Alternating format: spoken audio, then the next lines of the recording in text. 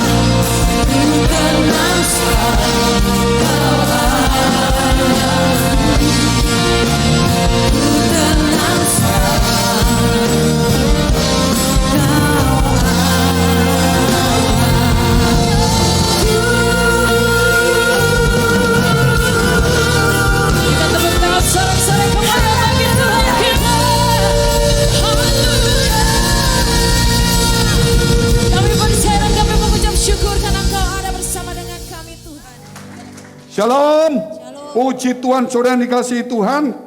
Kerap kali ada satu orang atau satu organisasi yang ketika seorang diangkat menjadi pelayan Tuhan, diharuskan untuk membersihkan WC. Tapi bagi kami tidak ada program itu. Karena kami sudah biasa melakukannya. Karena bukan program tetapi hati seorang hamba. Disitulah saudara, kalau kita sadar ada roh Tuhan, pasti kita melakukan pekerjaan-pekerjaan yang mungkin dianggap dunia ini rendah, tetapi kita kerjakan untuk kemuliaan Tuhan. Sehingga kita tidak menempatkan diri kita di atas, tapi kita selalu menempatkan diri kita di bawah. Supaya kita bisa mengangkat yang di atas kita, yaitu jemaat-jemaat, orang-orang yang susah. Tapi kalau kita ada di atas dari jemaat, bagaimana kita bisa mengangkat mereka? Tetapi kita perlu untuk merendahkan diri. Dan kadang-kadang waktu saya nyapu, waktu saya setrika, di situ kerap kali rema itu muncul. Kenapa saudara? Karena kita saat itu konsentrasi, tidak berpikir apa-apa. Coba kalau kita berpikir waktu setrika, itu pakaian bisa hangus. Dan kita akan rugi banyak, pasti kita akan perhatikan. Di situ pikiran kita sedang tenang, kita melakukan pekerjaan-pekerjaan yang sederhana. Disitulah Allah sudah berbicara kerap kali dalam kehidupan kita. Sehingga orang yang meninggikan dirinya sulit untuk mendengar dan mendapatkan rema atau inspirasi. Karena dia terlalu menempatkan diri di atas. Tetapi orang yang rendah hati, saudara, dia seperti tempat yang rendah selalu mendapatkan air. Dunia mungkin mengalami kegersangan, tapi air masih ada. Tetapi kalau dunia sudah gersang dan kita mau di tempat tinggi, air nggak akan datang. Dunia ini sedang saudara sudah mengalami kegersangan rohani yang luar biasa. Mau tidak mau kita harus belajar untuk merendah, semakin merendah, semakin merendah. Dan itulah suatu hari kalau kita melihat Yesus Kristus yang adalah Tuhan, mau merendahkan diri menjadi hamba. Sebab itu saudara, semangat kita bukan semangat untuk meninggikan diri kita. Semangat kita bukan semangat untuk menonjolkan diri kita, kemampuan, kehebatan kita. Tapi semangat yang kita miliki adalah semangat untuk merendahkan diri di hadapan Tuhan. Untuk menjadi hamba. Walaupun kita seorang pemimpin, tapi adalah hamba. Untuk melayani orang-orang yang perlu dilayani. Oleh sebab itu saudara, banyak kerap kali orang semangatnya itu, semangatnya kelas 1, mau hidup nomor 1, mau dilayani. Tapi semangat yang dimiliki oleh Kristus adalah semangat melayani, bukan dilayani. Semangat sebagai seorang hamba, bukan seorang tuan. Saudara, semangat yang bukan memerintah, tetapi siap untuk diperintahkan. Semangat saudara yang bukan untuk mencari pujian, tapi kerap kali diremehkan. Tetapi disitulah Kristus akan nyata dalam hidup kita. Perlu kita punya semangat yang baru. Mungkin saudara punya semangat karena ada pekerjaan, ada tender, ada sesuatu yang menarik. Tetapi apakah ada semangat ketika kita berkorban? Apakah ada tetap semangat menyala-nyala ketika kita mengalami kesulitan? Apakah ada tetap semangat ketika kita dilecehkan? Saudara, itulah semangat yang sesungguhnya datang dari Tuhan. Ketika saudara kita mau semakin rendah, semakin merendah. Karena firman Tuhan berkata, saudara, orang yang rendah hati dan takut Tuhan, upahnya itu kekayaan, kehormatan, dan kemuliaan. Kalau saudara mau mendapatkan upah dari dunia, saudara cuma mendapatkan pujian ketika saudara naik. Ketika saudara turun akan dicaci maki dan ditinggalkan. Tetapi kalau saudara mendapatkan upah dari Tuhan, tidak ada yang lain. Rendahkan diri kita. Rendahkan diri kita. Sehingga saudara, kalau kita melihat di dalam 1 Tesalonika 5 ayat 19. Janganlah padamkan roh. Janganlah padamkan roh. Banyak orang ke gereja. Dia semangat sekali saudara. Dia tampilnya bagus sekali. Muka yang ceria. Saudara, tetapi tujuannya untuk dipuji dan dilayani, untuk memerintah dan meninggikan dirinya, untuk menunjukkan dan menonjolkan dirinya. Itu apakah semangat yang datang dari Tuhan? Tidak. Kalau Roh Allah bekerja, saudara, pasti kita bukan bicara soal penampilan, itu boleh karena secara manusia. Tetapi saudara akan kita melihat bukan penampilan tapi karakter kita yang berubah. Orang yang kaku, orang yang biasa memerintah, orang yang tersinggungan berubah. Orang yang mau saudara diatur, orang yang sudah mengosongkan, menghambalkan dirinya, merendahkan dirinya. Itu perlu sekali. Gereja ini kalau saudara mau, kita mau benar-benar dipakai Tuhan, kita mau diisi oleh Roh Allah, oleh kuasa Allah. Tidak ada yang lain. Kita harus merendahkan diri kita serendah mungkin. Supaya Roh Allah bekerja di dalam kehidupan kita. Jikalau kita tidak memati daging, kalau kita tidak mematikan ego kita, kita tidak akan pernah melihat saudara kemuliaan Tuhan ada pada kita. Sehingga Tuhan berkata, janganlah padamkan roh. Kok bisa roh itu padam bagaimana? Ketika ego kita naik, roh itu padam. Sebab apa saudara? Ketika ego kita turun, roh itu mulai menyala kembali. Karena antara roh itu dengan daging itu berlawanan terus.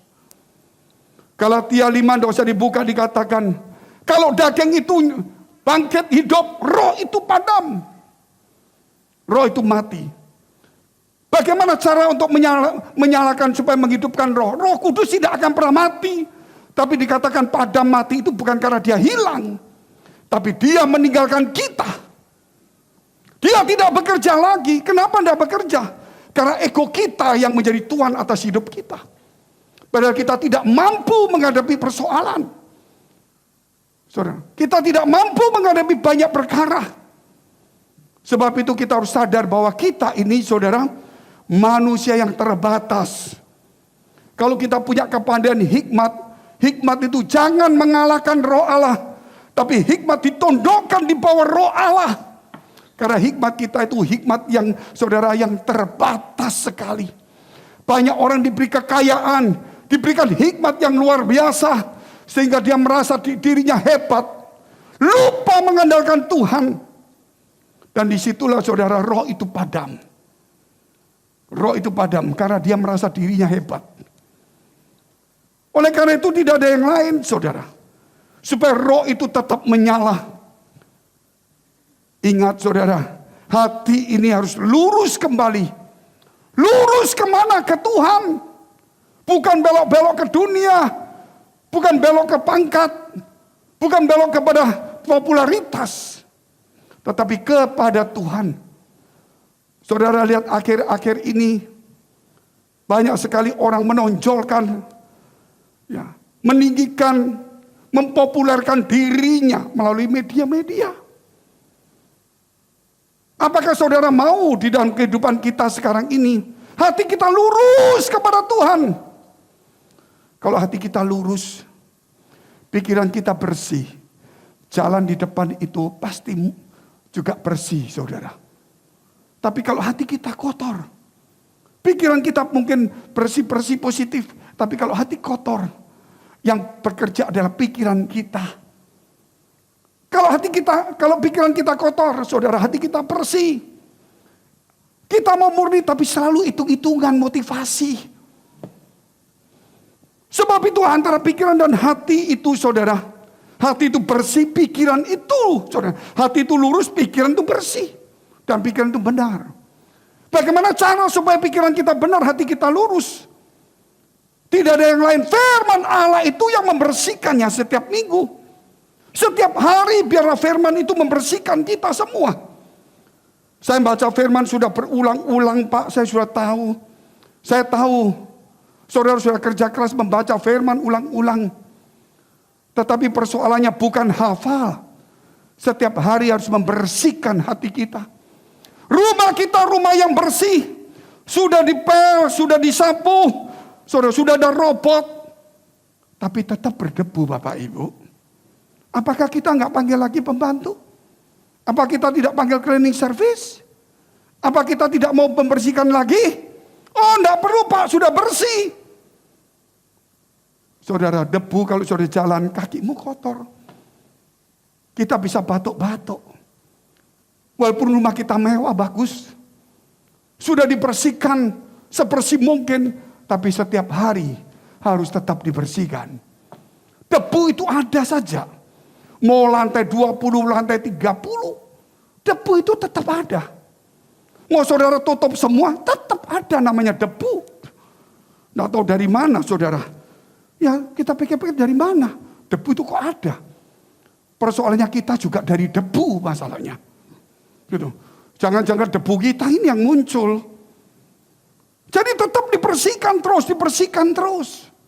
Baca firman Allah bukan untuk mengerti. Baca firman Allah bukan untuk pandai. Tapi baca firman Allah juga untuk membersihkan hati kita. Membersihkan pikiran kita yang setiap hari. Sama dengan sungai, saudara kalau kotor. Saudara kalau sungai itu kotor, apa yang harus dibersihkan? Sampah dibuang tetap ada lagi. Tapi kalau air itu lancar, mau sampah enggak sampah itu dia akan terbawa sendiri di tempatnya. Sebab itu jangan saudara cuma, oh aku salah ya, aku minta maaf kepada orang lain. Oh aku mungkin gak ke gereja ya, kalau gitu aku mesti ya seminggu sekali ke gereja. Itu kan kekuatan saudara sendiri. Tetapi kalau saudara membaca firman Allah, saudara gak akan berpikir, aku kok gak ke gereja enggak. Saudara tetap berpikir akan ke gereja terus. Sama seperti saudara kalau pergi, gak akan pernah berpikir gini, oh aku sudah 6 jam keluar, apakah aku harus pulang ya? Enggak ada. Gitu. Saudara kalau sudah selesai ya mau pulang sendiri, enggak usah berpikir. Demikian juga kalau ada firman Allah. Pasti otomatis kita ke gereja. Enggak usah timbang untung rugi. Aku ke gereja, saya ini pembicaranya siapa? Aku ke gereja, kok itu asar itu musuhku? Ya aku mau ke gereja. Saudara, kok ini, kok itu? Berarti saudara pikiran kita yang sedang bekerja. Firman itu jadi pengetahuan. Tetapi kalau firman itu membersihkan hati kita, mau dikotorin, mau dimusuhi orang, mau disinggung, mau diremehkan, direndahkan, itulah kesempatan untuk merendahkan diri kita. Dan kita tidak berpikir, yang penting aku ke gereja. Dan sama seperti kita pulang ke rumah. Rumahku kotor, aku gak mau pulang deh. Gak mungkin. Mau kotor, mau bersih, aku mesti pulang ke rumah. Kotor, apalagi aku mesti bersihin. Bersih pun aku tetap harus bersihkan lagi. Amin. Itulah pentingnya saudara. Makanya jangan padamkan roh itu. Kalau kita sudah tidak membaca firman Allah, itu berbahaya. Makanya ada doa pagi, doa malam. Minimal saudara cuma 10 menit baca firman. Dan kalau saya boleh memberikan pandangan kepada saudara, itu kalau kita ada di media itu akan ada terus. Kecuali kalau kita delete suatu hari gereja tutup. Tetapi kalau media itu ada terus, saudara pernah melihat, tapi saudara kasih komentar. Komentarnya itu firman Allah saja. Apa yang diomongkan pendeta itu, umpama dia bicara, jangan padamkan roh. 1 Tesalonika 5. Jangan padamkan roh. Itu masuk seumur hidup. Saudara akan ingat itu terus. Makanya perlu kita komentar di situ. Bukan komentar amin, betul amin saudara. Itu boleh. Tapi minimal ayatnya itu ditulis. Kalau nggak mau panjang. 1 Tesalonika 5. Ayat 17. Ayat 16. Ayat 18. Bersukacitalah, tetaplah berdoa. Atau 19, jangan padamkan roh. Luar biasa, saudara kalau kita lihat ya. Itu 1 Tesalonika 5, 16, 17, 18, 19. Itu ngomong apa? Pendek-pendek semua. Bersukacitalah senantiasa, 1 ayat. Tetaplah berdoa. Mengucap syukur dalam segala hal. Jangan padamkan roh, luar biasa enggak? Jadi kalau saudara kecewa, saudara simpan hati dalam hatimu. Akhirnya saudara padam. Bersukacita itu saudara, jangan karena disinggung orang terus sedih. Kita sudah tidak bicara itu lagi. Kita selalu melihat Tuhan dalam hidup kita. Amin. Berdoa, mau ada masalah, nggak ada masalah, tetap berdoa. Mengucap syukur, mau diberkati atau tidak, tetap mengucap syukur. Nah itu jangan padamkan roh. Makanya kerap kali orang nggak bisa bersukacita, nggak mau berdoa, nggak mengucap syukur. Kenapa? Karena nggak baca firman. Nggak baca firman, saudara. Sebab itu kalau boleh saya katakan kembali hari ini, saudara. Kalau seseorang, ini baru-baru ini, ada di tempat kita, di satu tempat gereja, di mall, ada kap salon mobil. Saya bingung, ada kap salon mobil. Biasanya kan kita ada cuman ya mobil untuk variasi itu apa. Ini kap salon mobil. Bukan hanya orang pergi kap salon, mobil pun kap salon. Dibawa ke situ. Saya bilang ini sudah bersih loh. Enggak bayar berapa? Ini 100, kalau enggak ini 200, 300. Ya mendingan saya celana pendek saya cuci aja, saudara. 100 ribu, 200 ribu. Oh lain pak, lain kenapa saya bersihin? Nanti bapak lihat. Dimasukkan salon. Kita kurang lebih 7-8 jam. Balik, mobilnya kayak model baru. Bukan cuma dicuci, saudara. Dia keluarnya bukan cuma dicuci. Digosok, diharumkan. Wah, dibersihkan debunya semua. Seperti baru, duduknya nyaman sekali. Nah, demikian juga gereja, saudara.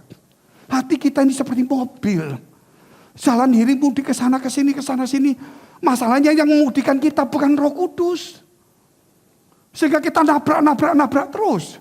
Kalau mobil di sini saudara bisa tahu peraturannya. Kalau hati ini kerap kali kita nggak tahu aturan. Hanya Roh Kudus yang bisa membersihkan hati kita. Sehingga saudara hati kita ini perlu dibawa. Seperti mobil dibawa kap salon. Mobil kita perlu dibawa mana saudara? Kap salon. Tapi kalau hati kita seperti mobil dibawa kemana? Gereja itulah tempat untuk membersihkannya. Kotoran-kotoran semua, debu-debu pikiran jahat, saudara kecewa, sakit hati, dendam. Itu dibersihkan semuanya. Supaya roh itu jangan padam.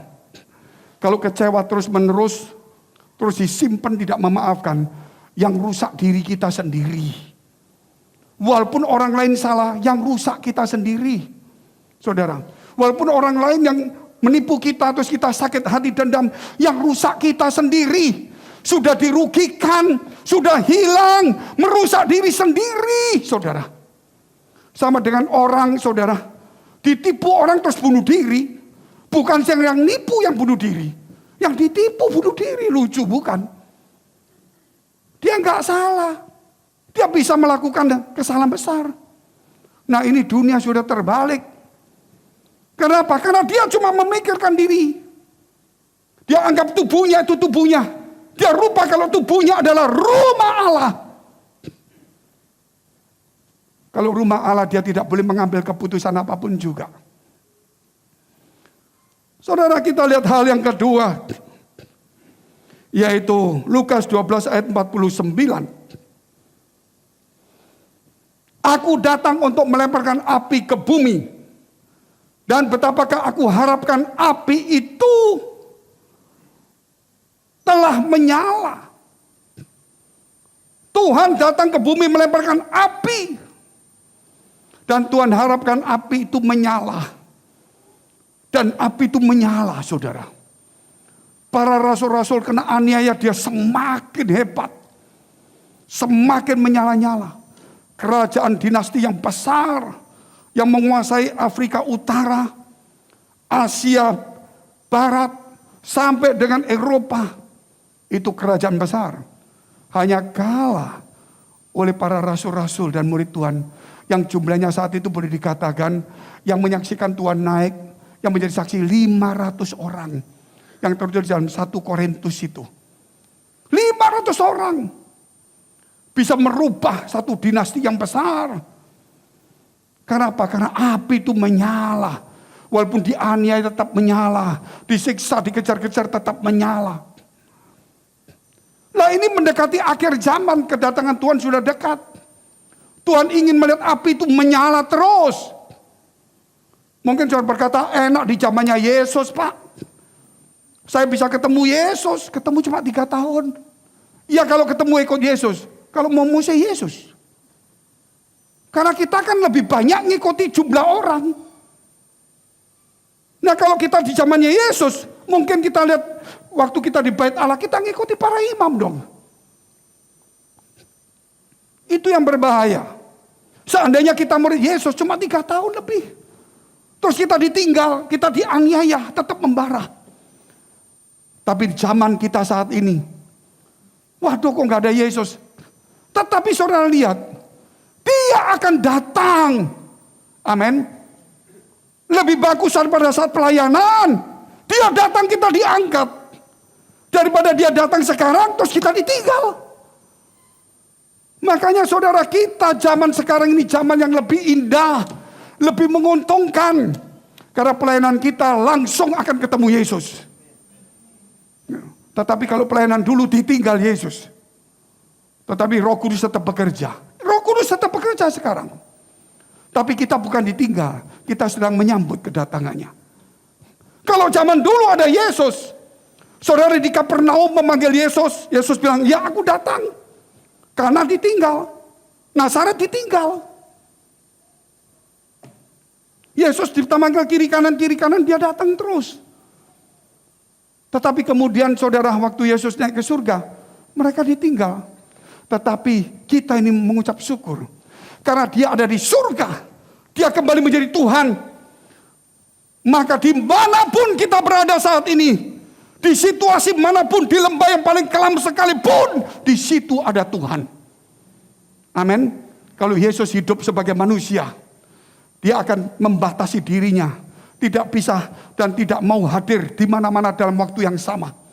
Tapi ketika dia kembali ke surga. Dia bisa ada di mana-mana di hatimu, dimanapun juga. Dia ada. Sebab itu zaman ini adalah zaman keemasan menurut saya. Makanya kita adakan pesta rohani. Ini akhir zaman keemasan bagi gereja. Walaupun gereja mengalami kesulitan, tantangan. Tapi ini zaman keemasan. Kalau api kita tetap menyala. Saudara, tidak ada masalah lagi. Tapi kita Pak, api kita menyala Pak. Menyala bagaimana? Menyalanya cuma untuk menyerang orang. Betul. Untuk memusuhi orang. Untuk menghakimi orang. Menyala bagaimana? Untuk bersaing. Untuk mengejar kedudukan. Menyalanya bukan saudara. Untuk semakin rendah, semakin kecil. Biar Yesus semakin besar. Kalau kita tidak mengecil, Yesus tidak akan semakin besar. Kalau kita membesarkan diri, dia semakin kecil dalam hidup kita. Walaupun dia adalah maha besar. Sama seperti kalau kita melihat bagaimana Yesus tidur di buritan. Kenapa tidur? Selama itu gak pernah dia lihat tidur dalam pekerjaannya. Kenapa tidur? Karena orang-orang merasa gak memerlukan Yesus saat itu. Karena mereka tahu ini perjalanan aman, ini bagianku. Tapi ketika Taufan datang, mereka baru gak mampu. Setelah mereka gak mampu, mereka panggil Yesus. Sama seperti kita hari ini, oh ini bagianku. Ini kerja bagianku, nyetir bagianku, hidup bagianku, sakit bagianku. Begitu gak mampu. Baru kita cari Tuhan. Jangan terlambat. Dari awal, setiap langkah kita dituntun oleh Tuhan. Saudara, jangan saudara nanti kalau gak mampu jalan buntu baru cari Tuhan. Tidak. Tiap langkahku ku tahu Tuhan pimpin aku. Amin. Setiap langkahku diatur oleh Tuhan. Jadi bukan langkah terakhir ketika gak ada jalan baru Tuhan tuntun. Tidak. Ketika Musa berjalan dari awal Mesir. Dia menuju ke laut. Itu Tuhan yang tuntun, kelihatannya salah. Sampai di tempat yang salah. Loh, baru Tuhan buka jalan. Tidak, dari awal dia yang tuntun. Amin. Sampai tidak ada jalan, dia tetap tuntun. Dan dia buka jalan. Jangan kita yang tuntun diri sendiri, gak ada jalan, baru kita minta tolong Tuhan. Kita yang membuat sulit, terus kita salahkan Tuhan. Sebab itu saudara, kita harus perlu belajar sungguh-sungguh. Kita lihat dulu 1 Tesalonika 5, ayat 12 sampai dengan 15. Tadi 19, ini 15. 12 sampai 15. Kalau 16, 17, 18 tadi sudah saya katakan. Bersukacitalah senantiasa, tetaplah berdoa, mengucap syukur dalam segala perkara. Jangan padamkan roh. Ini sekarang kita 12 sampai 15. Sebelum ini ada sesuatu yang Tuhan nasihatkan kita. Apa yang harus kita kerjakan?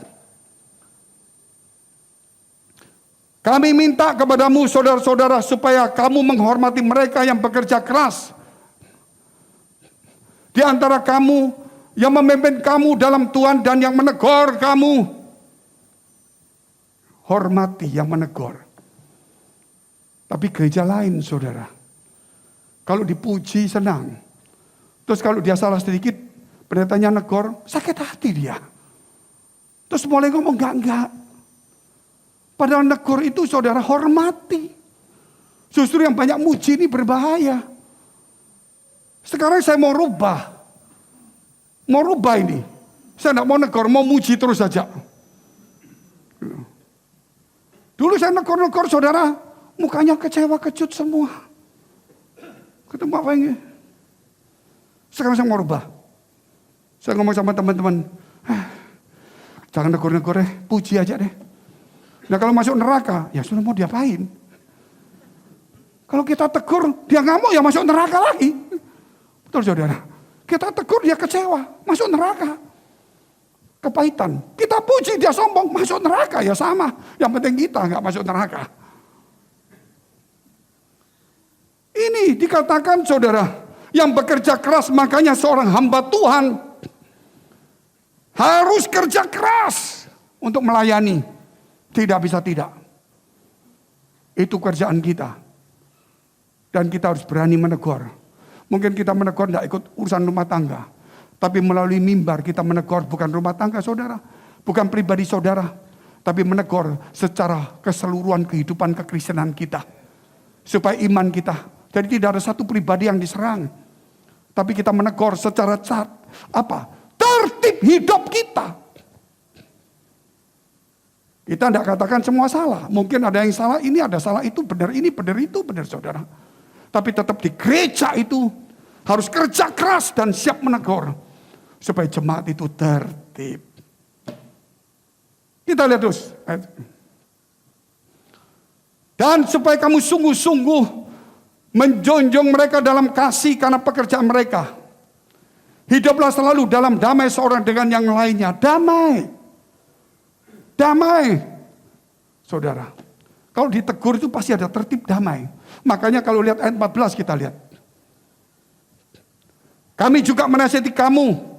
Saudara-saudara, teguran mereka yang hidup dengan tidak tertib. Hiburan mereka yang tawar hati. Belalah mereka yang lemah. Sabarlah terhadap semua orang.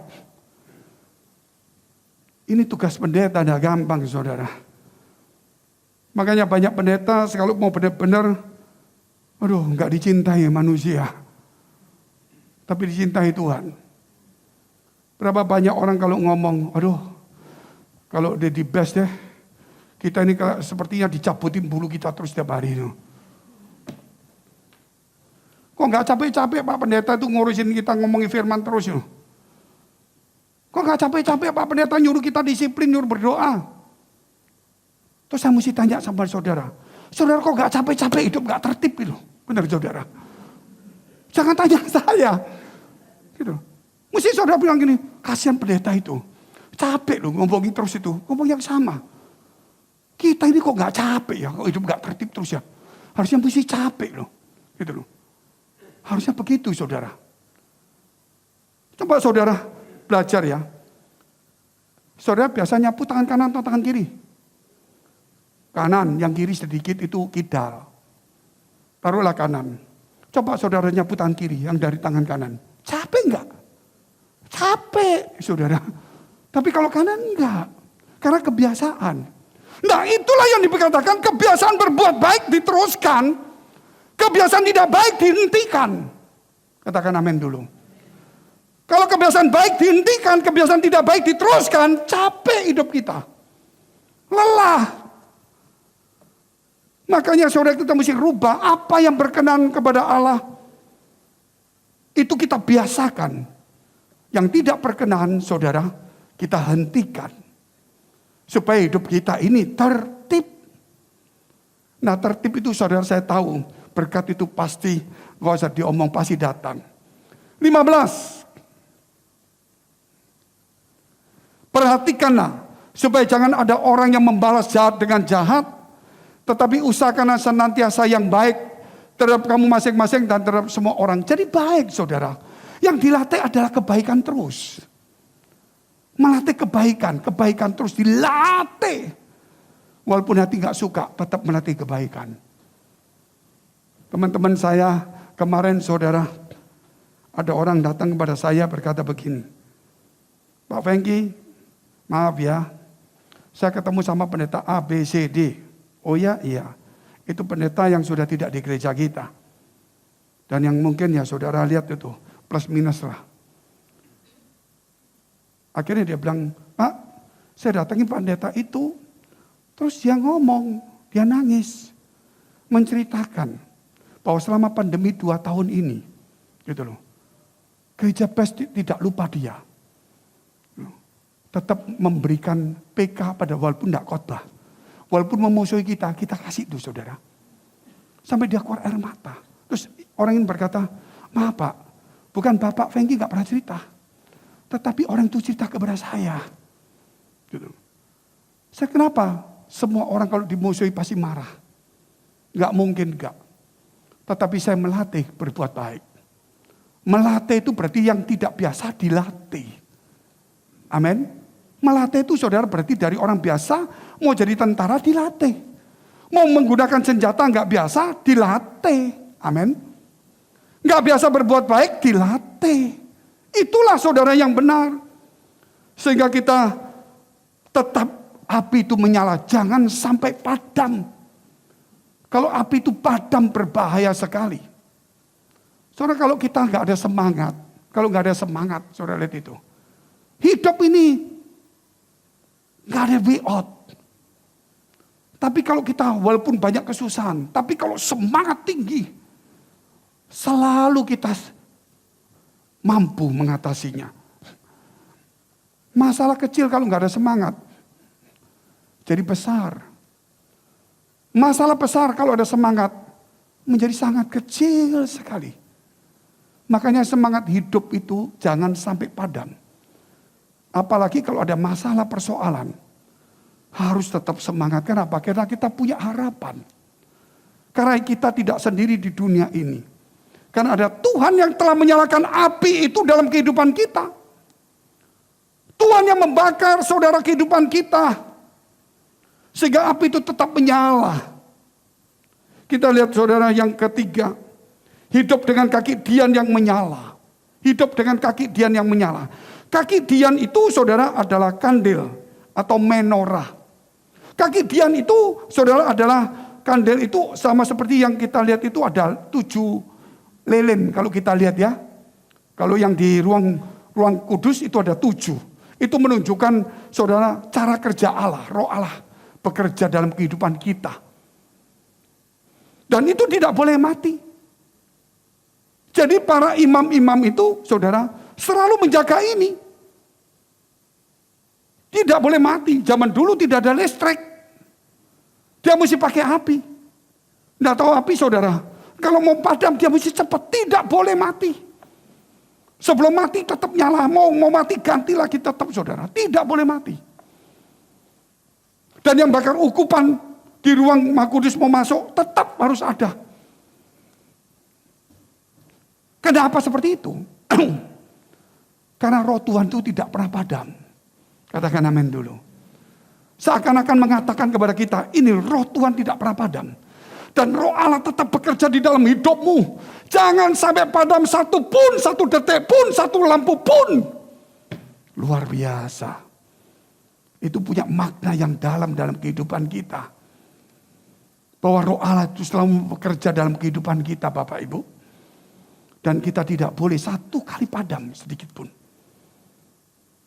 Coba kita lihat firman Tuhan dalam Keluaran 40 ayat 24 dan 25. Keluaran 40 ayat 24 dan 25. Ditempatkan nyala kandel atau kaki dian di dalam kemah pertemuan berhadapan dengan meja itu pada sisi kemah suci sebelah selatan. Dipasangnya lampu-lampu di atasnya di hadapan Tuhan. Seperti yang diperintahkan Tuhan kepada Musa. Tidak boleh padam. Makanya saudara kalau pergi ke tempat Israel atau tanah perjanjian. Saudara lihat kan? Begitu masuk kan ada tempat dari pasir banyak lilin. Terus ada lilin-lilin yang saudara yang memang biasa yang belum hidup, maksudnya yang ya biasalah. Tapi ada lilin yang hidup. Kalau saudara lihat, orang Pentakosta nggak ngerti. Dan lilin gini saudara, kadang-kadang lilinnya dibawa pulang satu. Kalau takut hotelnya lampu mati. Tapi orang-orang yang ngerti, dia kasih uang, nggak tahu $0,5, $1. Lilinnya diambil, beli dia. Terus dinyalakan, ditempelin. Kalau kita mungkin saudara ngambil, nggak ngasih duit, malah di lelenya dikasih nama Fengki. Luar biasa. Tujuannya apa mereka ngambil lilin ini? Dia pasang, bahwa roh Allah tidak akan pernah padam di dalam diri saya. Katakan amin dulu. Saya ambil bagian roh Allah tidak padam, tempel, tidak pakai nama. Dia akan ingat seumur hidup. Aku pernah di tempat itu pasang lilin. Aku menyalakan lilin. Kalau nggak ada pengunjung pasang lilin mati saudara. Makanya para imam-imam saudara dari sebentar-sebentar dia jalan. Ada lilinnya jalan. Nanti 1 jam lagi dia lihat ada lagi. Gitu. Kalau nggak ada orang dia yang pasang. Itu menunjukkan. Makanya saudara kalau nanti ke tempat tanah perjanjian lagi. Jangan lupa pasang lilin. Tapi jangan lupa kasih duit juga. Tapi jangan langsung pasang lilin 20. Supaya nyala, terbakar saudara nanti. Bukan soal jumlahnya. Tapi itu maknanya yang penting. Itu sama dengan kaki dian.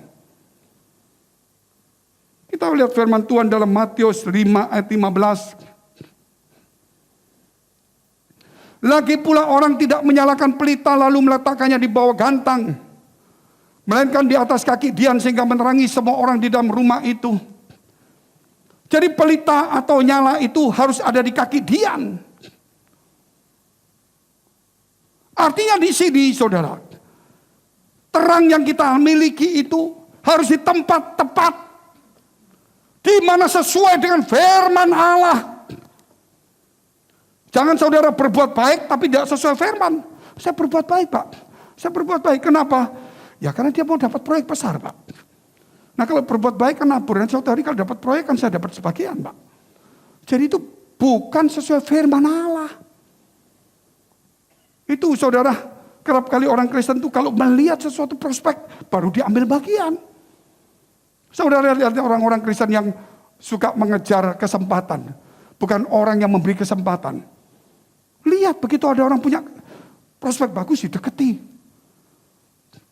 Tapi kalau kita lain, kita tahu Tuhan itu bekerja kepada orang yang tidak punya kesempatan, tidak punya harapan. Disitulah Tuhan mau nyalakan. Karena dia Tuhan, dia ingin mengubah orang yang datang kepada dia. Amin. Karena dia Tuhan, dia menjadikannya lebih baik. Jadi di sini saudara harus tahu kenapa gereja khususnya yang kita pimpin tidak mengumpulkan orang kaya. Mama kita kenal orang kaya di tengah jalan. Siapa itu Pak? Oh ini namanya siapa? Oh ya Pak Markus. Baik-baik saya pendeta Pak. Saudara kepalanya masuk tuh saudara. Supaya Pak masuk gereja lumayan. Persembahan nanti saya datangi rumahnya terus ya. Supaya dia sungkan gitu. Mobilnya nanti dititipkan gitu saudara. Tidak bisa. Tidak boleh seperti itu. Tetapi kita lain. Kita harus memberi kesempatan kepada orang lain. Makanya Tuhan kasih visi gereja kita. Bahwa ketika kita cari Tuhan sungguh-sungguh, maka saudara, Tuhan tidak menghendaki kita mengejar harta. Tapi Tuhan akan memberikan harta mengejar kita. Karena kita mencari Tuhan. Walaupun sulit, walaupun tidak 1 tahun. Tapi yang pasti akhirnya tetap kita akan menang. Bersama dengan Tuhan. Maka Tuhan kasih visi. Banyak orang-orang akan diberkati di gereja ini dan dipakai Tuhan. Makanya kita pemuritan. Melatih ajaran Yesus, karakter Yesus. Kalau orang biasa datang di sini yang mau cuma cari senang firman, nggak kuat. Nggak kuat saudara. Ada palu godam. Dengar firman jeduk. Gitu. Jadi jantungnya copot dia. Tapi kalau saudara kena jeduk itu seperti genderang bunyi. Dung, tambah semangat. Beda. Makanya caranya bagaimana? Sekarang saudara sudah semangat semua. Tapi kasihan orang lain. Sehingga gereja sekarang harus berpikir. Bagaimana membuat cara menarik. Saudara salah satunya adalah alat-alat Tuhan yang nyala itu. Ketika saudara semangat terus, orang akan lihat. Ini orang gak pernah padam, semangat terus. Maka dia senang dengan saudara, mau ke gereja mau dia. Tapi kalau saudara di gereja, gampang putus asa. Ketemu orang langsung, belum sudah mati aku, saudara. Terus ketemu orang, susah. Hidup susah. Orang mundur semua saudara. Walaupun itu orang sehat, orang kuat mendengar saudara susah, ikut susah dia. Jangan harap dia ke gereja. Tapi kalau saudara punya masalah, tapi saudara mengucap syukur, haleluya. Loh, Bapak kehilangan mobil kok haleluya. Ya kehilangan mobil, Bapak tahu enggak saya dapat undian 3 mobil, betul saudara. Nah itu harus dengan iman. Apa yang hilang Tuhan juga akan yang baru datang. Yang baru datang itu semua silih berganti. Yang penting jangan dihilangkan gitu loh. Yang penting kita waspada. Itu perlu hidup ini saudara. Nah kalau nggak bisa, ya gereja harus ambil peranan. Kita harus bikin acara menarik. Supaya saudara mau membawa orang luar datang. Seperti Pak Johan ini kan ditarik. Kalau dulu di dunia dia judi. Kalau di gereja nggak judi. Dia taruh hidupnya, Tuhan akan hidupkan hidupnya dia. Amin. Tuhan mati bagi dia. Bagi Tuhan tidak ada pertaruhan. Pasti kalah atau menang, kalah atau menang, kalah atau menang. Ikut Tuhan sebagai pemenang. Walaupun turun terus tetap menang. Betul saudara. Tetap menang. Makanya dia ikut Tuhan itu saudara nggak boleh tanggung-tanggung. Kaki Dian kalau diambil, sama dengan roh Allah itu meninggalkan kita. Kaki Dian diambil itu bukan berarti, enggak apa-apa. Kaki Dian itu kalau diambil itu, roh Allah diambil dari hidup kita. Sama seperti kalau kita lihat Saul. Ketika roh Allah meninggalkan dia, roh jahat masuk. Jadi jangan sampai kaki Dian kita diambil. Makanya saudara lihat itu. Saudara mencari apa di dunia ini? Di gereja. Saya mau minta kaya. Saya mau minta diberkati. Minta jabatan. Minta ini, minta itu. Saya ingatkan saudara. Di gereja jangan minta apa yang dunia bisa berikan. Di gereja jangan minta apa yang dunia bisa berikan. Kalau saudara minta kekayaan jabatan, setan bisa memberi. Loh, kok nggak boleh Pak? Justru pergi gereja minta apa yang dunia tidak bisa berikan. Ketika kita minta dunia yang tidak bisa memberikan. Kalau dunia bisa memberikan, Allah lebih bisa lagi. Tapi kalau dunia tidak bisa memberikan, Allah tetap bisa memberikannya. Makanya saudara ulang-ulang saya kasih tahu khotbah.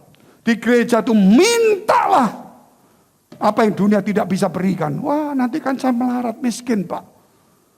Kalau ada roh Tuhan yang menciptakan semua. Saudara kok takut itu loh. Orang ngomong sama saya begini. Maaf Pak. Ada orang-orang ngomong begini. Dia ada satu orang datang. Kakaknya ngomong gini. Kalau mau cari Tuhan sungguh-sungguh. Itu gerejanya Pak Fengki, gereja BES. Ini ngomong sungguhan saudara, orang Jakarta ini. Ini orang, ya saya boleh ngomong namanya siapa. Gitu. Tapi kalau mau cari kaya, jangan di gereja BES. Jadi saya bingung. Jadi Tuhan sama Mamon kalah ini. Gitu. Jadi kalau cari Tuhan pasti melarat. Kalau cari Mamon kaya. Bingung saya. Bukankah Tuhan itu sumber kekayaan, sumber berkat? Jadi kalau mau cari Tuhan dan dapat Tuhan, cari Pak Fengki. Tapi kalau mau cari kaya, jangan di gereja itu. Jadi bingung saya saudara. Kepala saya jadi bingung gimana ya cerita ngadepi ya. Jadi mereka sudah memisahkan antara Tuhan dan Mamon. Jadi mereka nggak cari Tuhan, intinya mereka cari Mamon. Intinya seperti itu. Jadi mereka nggak percaya kalau ada Tuhan ada kemenangan. Jadi mereka harus cari Mamon, tetapi yang ada nama Tuhannya. Kalau saudara lihat itu, Salomo berkata apa? Mau minta kekayaan, minta nyawa musuhmu, mintalah, kuberikan sekarang. Salomo tidak minta kekayaan, tidak minta umur panjang, tidak minta nyawa musuhnya, tapi dia minta hikmat. Maka Tuhan memberikan dia hikmat. Dan kata Tuhan, karena kamu tidak meminta kekayaan umur panjang dan nyawa musuhmu dan memperluas kerajaanmu, tapi kamu minta hikmat, hikmat diberikan kepadamu. Dan sebagai tambahan kekayaan umur panjang dan lainnya. Jadi yang tidak diminta di dunia itu dapat. Katakan amin dulu saudara. Nah kalau dia minta kekayaan, kekayaan diberikan kepadamu, tapi umur pendek sama saja. Betul ya saudara? Saudara mau hari ini dapat 1 triliun sebentar lagi mati, ya buat apa? Itu. Karena dia dapat hikmat. Baru minta hikmat, kekayaan diberikan. Enggak diminta, diberikan. Karena dunia bisa memberi. Sehingga kita datang kepada Tuhan tidak mencari yang dunia beri. Tapi otomatis dikasih. Tetapi karena hikmat, suatu hari di usia tua, dia dibelokkan oleh istri-istrinya ke berhala. Tetapi Daud, dia ngomong apa? Tuhan, jangan ambil rohmu daripadaku. Luar biasa enggak? Dia berdoa minta yang dunia tidak bisa berikan. Sehingga Daud itu ada di hati Allah. Datang di tempat ini tidak ada yang lain. Mintalah roh Allah ada pada kita. Mari kita tunduk kepala, kita tepuk tangan dulu untuk Tuhan yang luar biasa. Mari kita tunduk kepala, saudara-saudara, pagi berdiri kita mau berdoa. Glory, haleluya, haleluya.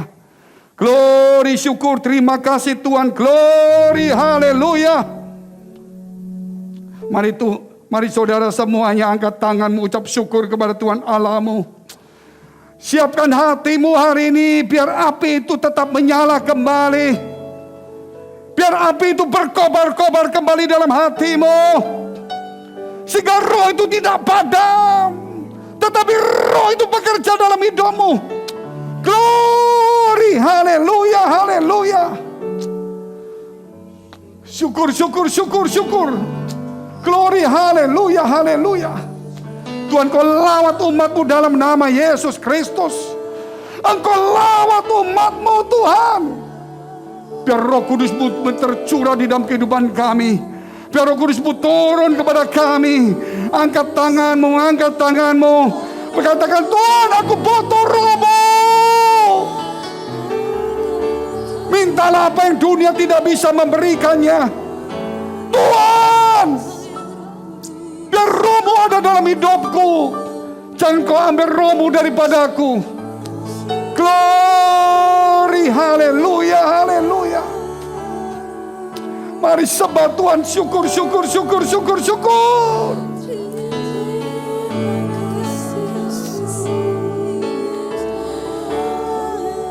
Glory, haleluya, haleluya. Terima kasih Tuhan, Kau lawat umat-Mu dalam nama Yesus. Dalam nama Yesus Kristus. Syukur-syukur Tuhan jamah setiap kami. Biar tangan-tangan yang terangkat hari ini dalam nama Yesus. Dalam nama Yesus. Biar Roh Kudus menjamamu. Dalam nama Yesus Kristus dengan iman, terima itu. Sikira bala-bala-bala ya Rabba, sikira bala-bala. Raba-raba-raba, sikira bala-bala, jama. Terima itu dalam nama Yesus. Biar hari ini Roh itu menyala-nyala kembali dalam hidupmu. Glory, haleluya, haleluya. Biar Tuhan tanganmu menjamah setiap tangan kami. Di dalam nama Yesus. Glory, haleluya, haleluya. Kita sembah Tuhan kita sekali lagi. Kita sembah Tuhan kita.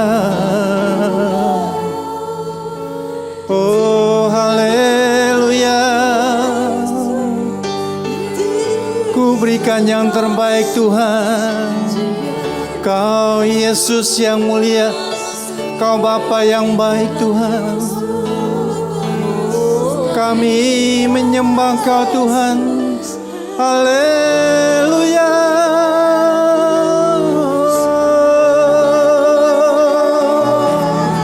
Yesusku, Yesusku,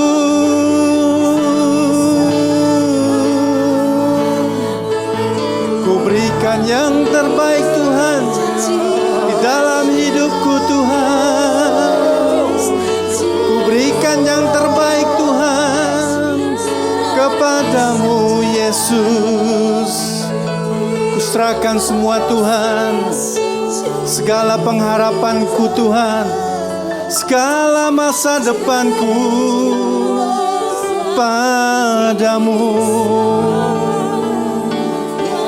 Ku serahkan Tuhan. Haleluya. Haleluya.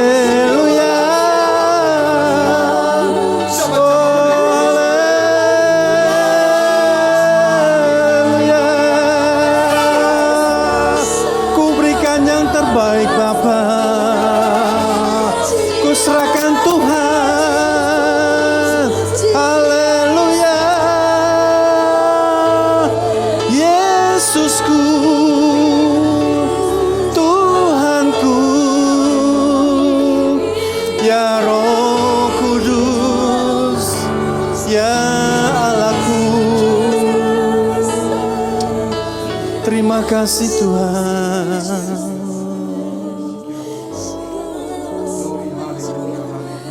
Kami rindu semuanya Tuhan Yesus. Curahkan Bapa. Curahkan Bapa Roh yang lebih dahsyat kepada kami Tuhan Yesus pada malam hari ini Tuhan. Pada setiap umat-Mu Tuhan di tempat ini Tuhan Yesus. Terima kasih Tuhan Yesus. Sehingga kami terus terbakar roh kami Tuhan Yesus. Makasih Tuhan Yesus. Makasih Bapa.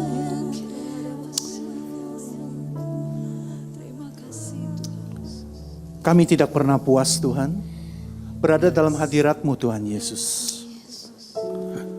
Karena kami tahu Bapa, berada di dalam hadirat Tuhan dapat memuaskan roh kami Tuhan Yesus.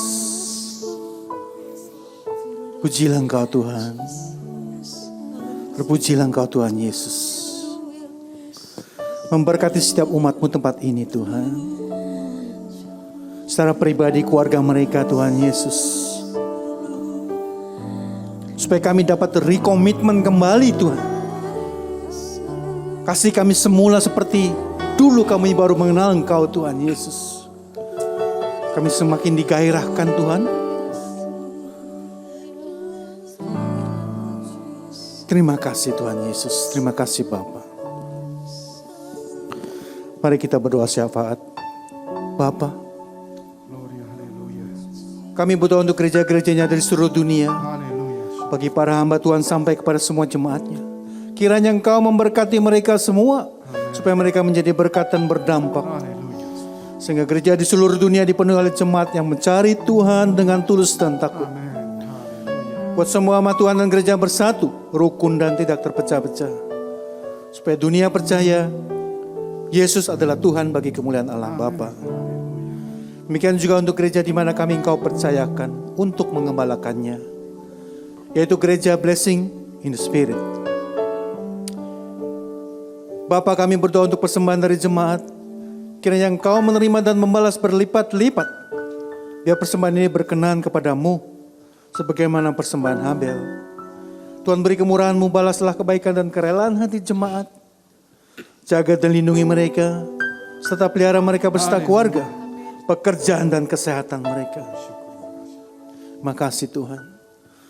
Jemaat yang dikasihi Tuhan, mari kita dekapkan kedua tangan kita di dada. Firman Tuhan mengatakan, jagalah hatimu dengan segala kewaspadaan, karena dari situlah terpancar kehidupan. Jemaat yang dikasihi Tuhan, jadilah berkat. Dan terimalah berkat rahmat anugerah Allah Bapa di surga, dalam Putra Tunggalnya Yesus Kristus, yang telah mati bagi dosa kita, dan bangkit pada hari ketiga. Sehingga kita menyembah Tuhan Allah yang hidup, dan iman kita bukan kepada Tuhan yang mati. Dia naik ke surga untuk menyediakan rumah bagi kita, sehingga kita punya pengharapan yang pasti.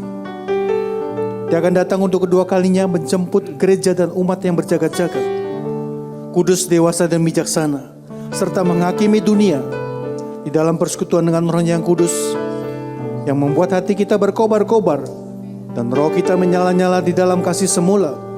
Roh Kudus yang menghibur, menguatkan, memelihara, menginsyafkan, menuntun, dan memimpin kita kepada kebenaran dan kudusan, serta menjadi saksi Kristus mulai hari ini sampai selama-lamanya.